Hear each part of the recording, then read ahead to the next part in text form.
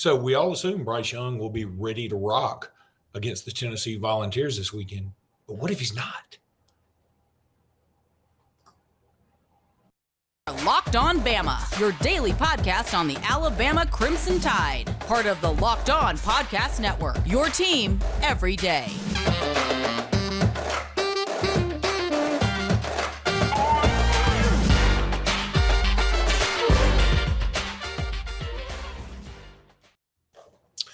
Hey, everybody, and welcome back into Locked On Bama. Luke Robinson, that's me. Jimmy Stein, that's him. Jimmy, how are you today?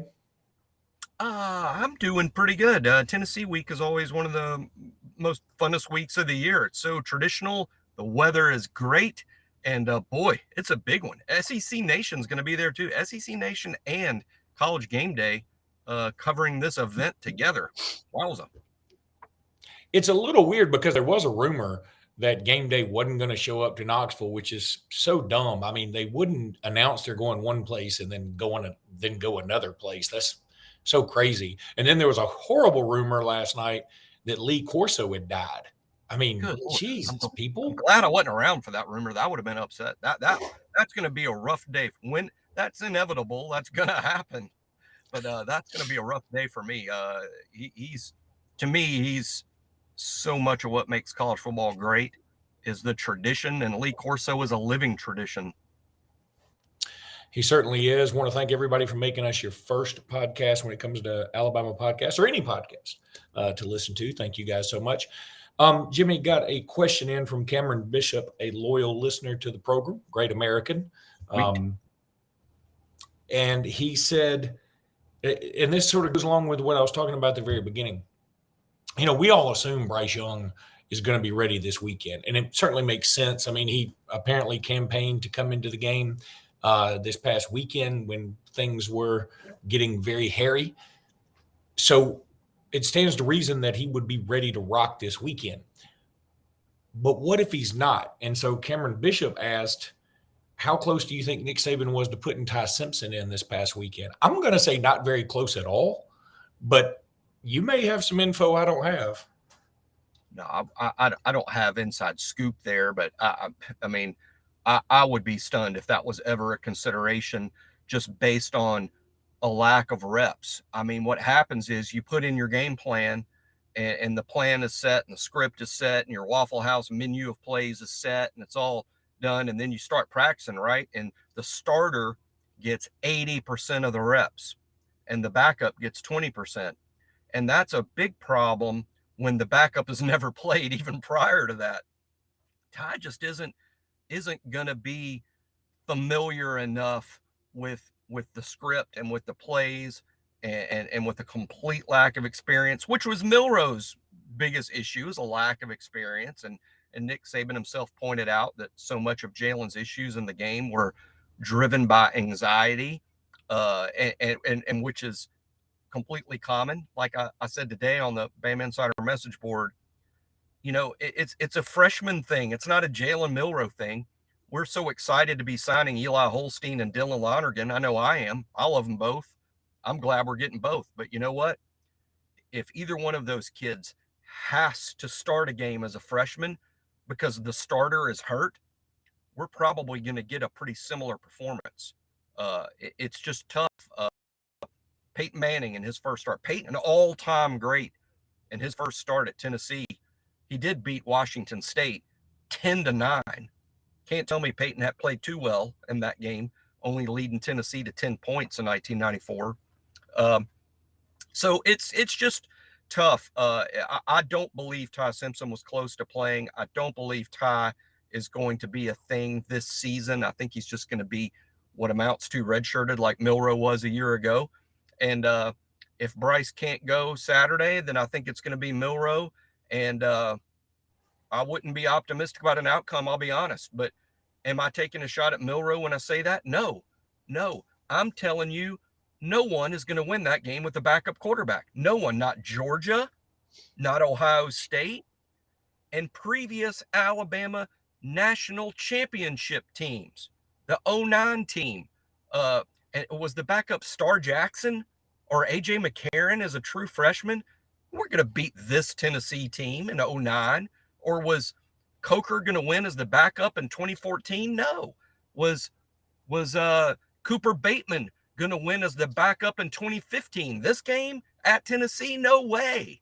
I mean, we're not going to be able to win the game with the backup quarterback, not on the road against that team when Tennessee is going to force you to minimum score in the 30s to win the game. Is this the best Tennessee team that we've faced in the 16 years of Nick Saban, you think? No question. Absolutely no question that's true. No question. And probably a little better than some of the Tennessee teams that beat us before the streak started. Probably better than 06 Tennessee, maybe better than 04 and 03 Tennessee. I think you got to go back. This is very possibly the best Tennessee team since Phil Fulmer left. I think that's very fair. I think it's also very fair to question it. But the Dobbs teams were pretty good. Yep. And when they had Derek Barnett, that dude was a dude. Right. I think their best record during the streak is still 4 losses. Yeah. I'll be surprised if this Tennessee team, I would put their floor at 2 losses myself. Yeah, us in Georgia. Yeah, I mean, I suspect they'll lose those 2. I suspect. But I can't imagine losing other games. And, they can also they could lose another one. I mean, they're not invincible, but I think they're really, really good. And I would go so far as to say easily the 3rd best team in the SEC. Let me go ahead and tell everybody about LinkedIn. These days, every new potential hire can feel like a high-stakes wager for your small business. You want to be 100% certain that you have access to the best qualified candidates available. That's why you have to check out LinkedIn Jobs. LinkedIn Jobs helps find the right people for your team faster and for free. Look, all you have to do is go to LinkedIn Jobs, check them out. LinkedIn Jobs helps you find the qualified candidates you want to talk to and helps you find them faster. Post your job for free at linkedin.com/lockedoncollege. That's linkedin.com/lockedoncollege. That is to post your job for free. You can't get any better than that. It's free. LinkedIn Jobs, linkedin.com/lockedoncollege. Go check those mothers out. You'll love them. All right, Jimmy. Another question that Cameron Bishop threw out there, we'll go ahead and address this. He said, Dallas Turner, Chris Braswell, and Will Anderson were on the field together a lot. Truly unstoppable for an offensive line.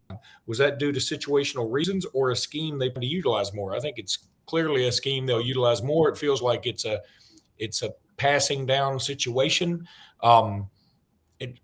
Look, Dallas Turner really, we hadn't mentioned this, but he played a whale of a ball game on Saturday night. I mean, he played fantastic. Chris Braswell was the guy making the pressure on the lone interception we had.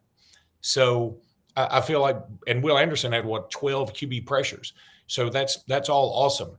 I wonder, if that's a package that you want to have in clear running downs, probably not. But I wouldn't be against it because all those guys are so good. But I think on clear running downs, you probably don't want it. I think, that's definitely more a situational thing, right? I think it's situational, but I also think it's opponent driven. And I think you're going to see a ton of it this weekend. The most you've seen the Cheetah Package all year. And that's what they refer to, with Braswell, Anderson, and Turner on the field at the same time. They call that the Cheetah Package. You will see a ton of it this weekend because Tennessee constantly throws the ball. Almost everything is a passing down to them. They throw it a lot. And secondly, because of their tempo and you got to play fast, those guys are going to have more energy and the ability to sustain a pass rush. Whereas if you play it normal with either 2 or 3 defensive linemen in the game, those guys are 290, 300 pounds. It's much harder for them to sustain and play hard and play well, snap after snap after snap. Tennessee plays fast. Their tempo is going to dictate how we defend in this game. I see a ton of Cheetah Package. And frankly, Nick and I disagree on this. Nick Saban and I have agreed to disagree on this. I think when you're playing a tempo team that throws it as much as they do, I would have number 34, Quandarius Robinson, ready to go. I'd have Keanu Coat ready to go. I think I think you play that Cheetah Package like crazy and even substitute in it, because you got to keep fresh pass. To me, I want fresh pass rushers to keep pressure on Hendon Hooker. The only way you're going to defend him and win this game. So I would play more players when the offense is as up tempo as Tennessee is. Now, are we going to do that? Probably not, because Nick doesn't do that. But is Nick the greatest to ever do it? And am I generally a dumbass? Yes. So go with Nick. Yeah, I think it would be quite ballsy of Nick to not consult you on this. I mean, there's no doubt about that. True. One thing I looked at Tennessee's running game, and if you just pull up the SEC stats, you go, okay, their leading rusher is Jalen Wright. He has 315 yards on the year. Okay, that doesn't sound so daunting. But see, Jabari Small is right behind him with 311. So essentially, they've got two running backs doing the work of one who has more than our leading rusher in Jahmyr Gibbs, right? I mean, I think that's a fair way to look at it because they sort of interchange. So I don't think they're devoid of a running game. That being said, I'm with you. I mean, they clearly are a passing team. And look, here's the other thing that I think's got to happen this weekend. We got to get some more picks. Jimmy, we have 2 interceptions on the year. One of them's by Will Anderson on a tipped ball. I mean, and the other one, frankly, if it was a terrible pass, it wasn't like a great play by the defensive back. The quarterback made a horrible decision in Haynes King. He was being pressured by Chris Braswell, and he threw it up for grabs. It was the lone mistake he made all night. And it was just a bad play. So our defensive backs are not creating any turnovers. Again, I'm not necessarily saying that they're doing a poor job. I'm just saying this is very odd for an Alabama defense, one that has traditionally, especially under Saban, been one of the leaders in takeaways. And with the pass rush, I mean, we have one of the great pass rushes in college football, and usually pass rush is what leads to the interceptions, right? Quarterbacks being hurried, they make a mistake, they throw the ball where they shouldn't throw it, and it's picked off. And we just haven't seen that a lot. My feeling is that there will come a game or come a time where there will be a flurry of them. And how this would be a good Saturday for that. I don't know how good the odds are, just simply because Hendon Hooker is such a talented kid. It's hard to believe that he's going to have a 3 or 4 interception night against Alabama. But I can't help but think that there is a game coming in which Alabama starts making these numbers make more sense. Yeah, what I love about your position on this camera right now, for those who are watching on YouTube, you were haunting us 2 podcasts ago. Now right. you're Marty McFly, because it seems like you have gone back in time and kissed your mother as you were disappearing slightly. Your arm is disappearing occasionally. So just be careful with that. I like how it appears that I'm standing when in fact. Well, it looks like you've got your arm rested on the little circular roundabout thing leading up to the ramp on Bryant Denny. That's how big Jimmy is. Then everybody should believe that that's what the situation is. All right, I want to tell everybody about Built Bar. Look, I'm just going to show you a Built Bar right here. Look, these, if you were watching on YouTube, you see the Built Bar now. These are awesome. If you haven't tried Built Bar Puffs yet, you are depriving yourself of one of life's greatest joys. And guess what? There's a new flavor. Are you ready for it? Are you ready, Jimmy? I'm ready. Delicious, indulgent cookie dough. You can't beat cookie dough. It's fantastic. Cookie dough chunk puffs are only 160 calories. They have a whopping 15 grams of protein. Run to Built.com and snag a box for you and for your family.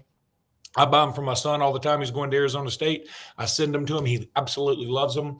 He's a workout warrior. So, I mean, if you know he's eating them, you know they're good for you.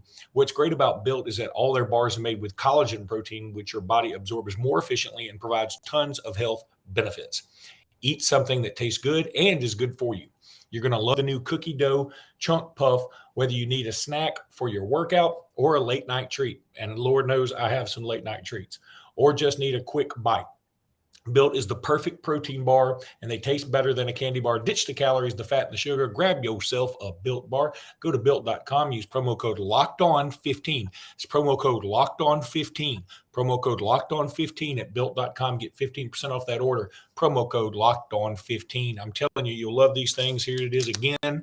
Look, I'm telling you, this is the cookies and cream one. I always have one around because sometimes I use them as a lunch substitute. I'm telling you, they're delicious.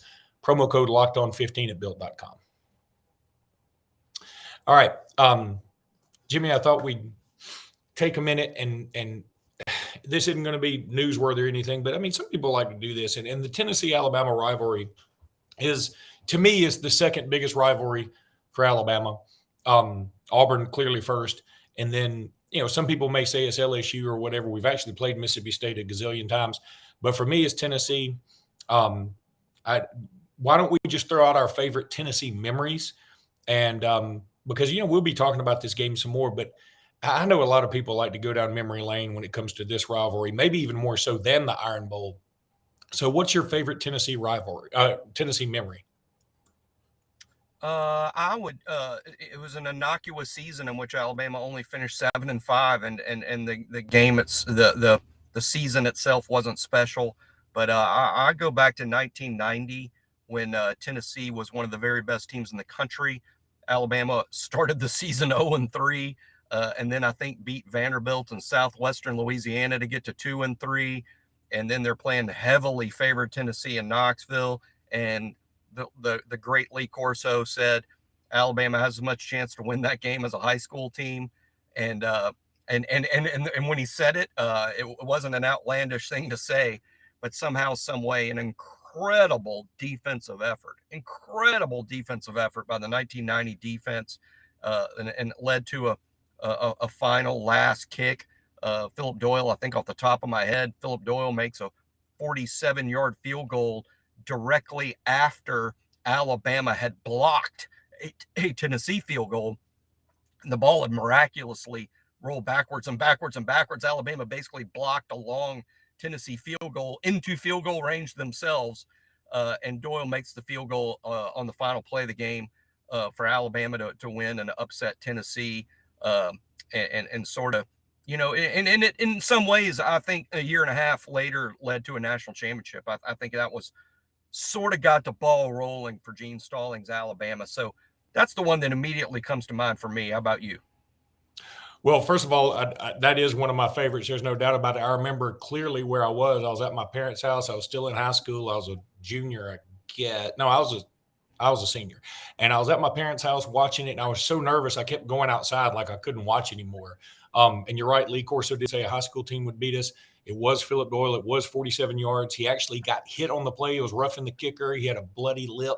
And then he goes at Tennessee and does the finger guns. It was Stacey Harrison with the big block. And then the very next week, we played Penn State in Tuscaloosa, and they beat us 9-0. If I remember right, I think it was 9-0. And we just looked like total crap. So we played 2 weeks and don't score a touchdown and go 1-1. I mean, against the number 3 team in the country, by the way. But yeah, that's one of my favorite games. I'll tell you, look, because I've been to a lot of games in Knoxville. I mean, it's probably behind LSU and maybe behind Auburn, the one place I've been to the most. I enjoy going there. I haven't been in a little bit, but I'm going to go, not this year, but in 2 years, I hope. But this is a weird one. All right, in 1988, we went up there. Tennessee was, I think they were 0-5, and they were on this horrible losing streak. We go up there. They're in all orange. We go up there with Murray Hill, and we beat them. And we continue their losing streak. Then they don't lose again until we play them in 89 in the middle of the year. Now, the 89 game is maybe my favorite. Saran Stacey explodes. But the thing about 88 that I remember so well, my family and another family drove up there, and we drove up there in a limousine. Now, before you say, oh, look at old hoity-toity, this was a limousine with roll-down manual windows. It was a limousine that a group here in Ellick City had bought just to be kind of funny, and so they used it on special occasions. But it was kind of a dump truck of a limousine. So we all go up there. It's still a limo. Well, we go to whatever that Did you drive it, or did you have a driver, or did you drive it? No, we had a driver. We hired a guy to drive, and 2 families go up there. It was a ton of fun. And so we go. What's the Ray's, the barbecue place, the rib place, the little bitty ribs? Johnny Ray's? It's not Johnny Ray's. It's something Ray, Billy Ray's, Bubba Ray's, something. Anyway, we went to the famous barbecue place, right? So we pull in, and we're in this gigantic limo, right? So my dad, who had somewhere between 2 and 40 drinks, he stops in the highway to like direct the limousine back out, because I mean, we're taking up 4 spots. It's a terrible parking job. Everything's awful. And so he's trying to direct you. So he's like stopping traffic and doing all this.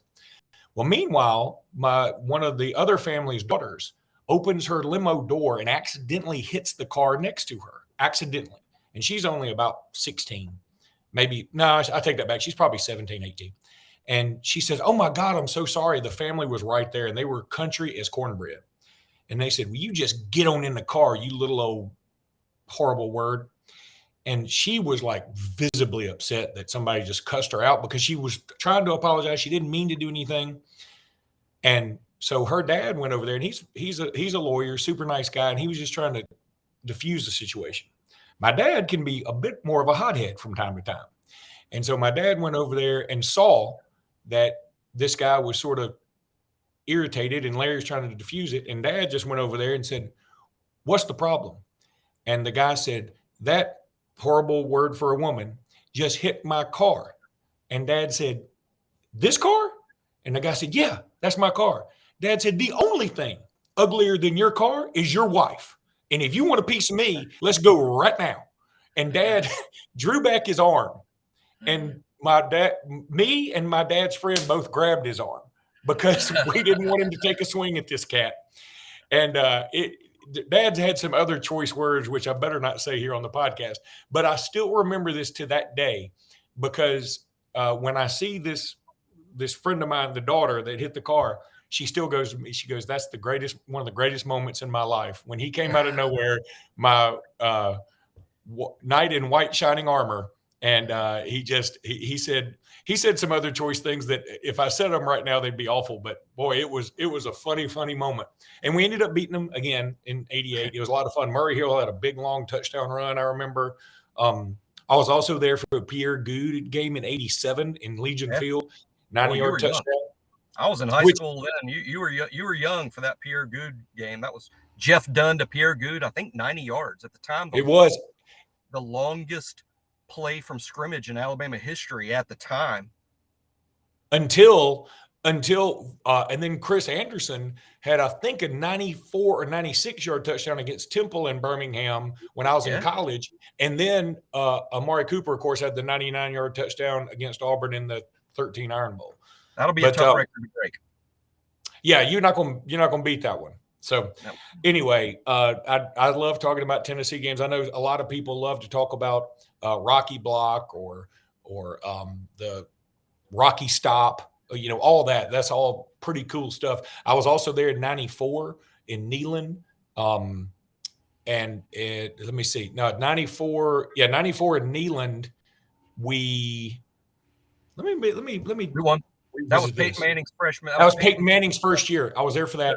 But it was 96. I was there, and it was raining like crap. We finally tie the game up, and they're just playing for overtime. Like I don't even know that there had been an overtime in SEC history at the moment. They were playing, and they handed off to Jay Graham. He goes 80 yards.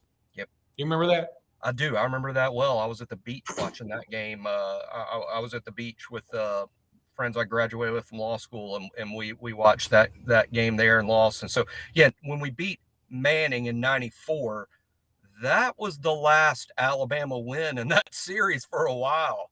Alabama would lose several in a row after the '94 win over Peyton Manning. Didn't Brandon Stewart start that game, who eventually transferred to A&M? He might have, because that sounds familiar. I don't know that Peyton was the starter, but Peyton played a ton. He played most of the game and had some moments. This was a Peyton Manning true freshman season. I do remember also Alabama won the game on a run play, and I think our guard was in motion illegally moved and it was not called by the official on the winning play in that game in 94. Wow. I don't know why I remember that, but I do. I'm going to tell you something. Some other people were talking about Tennessee memories. They were talking about Peyton Manning leading the band. I was there for that crap too. And my first thought was, if Tennessee does beat us this weekend, I hope there's a spread out there, some kind of bet that Hendon Hooker will lead the band, because there's no doubt in my mind he would do that. Tennessee, we have to remember, it would be a scene. It's not just beating Alabama, which in and of itself is a big deal these days, but beating Alabama after 15 years. That's a lot of frustration. Frankly, it's going to be an ugly scene probably. And I don't get upset by it, because to me, it's just sort of the fun of college football. But I have been trash talked on Twitter by Tennessee fans more in the last 2 days than I get all season from anyone else. They clearly believe they're going to win this football game. They might, but they clearly believe they're going to win. And no one's been over the top terrible, but because I don't really start that stuff. But yeah, that's a confident bunch right now. At least their fans are. All right, buddy. Let's call it a day. We'll be back tomorrow, start talking more about this ball game and getting into predictions here real soon. We're also going to talk a lot more recruiting. I hope to have an interview with Joseph Hastings here shortly, so we'll talk to him on 3 Zone. But until then, roll tide, everybody. Roll tide.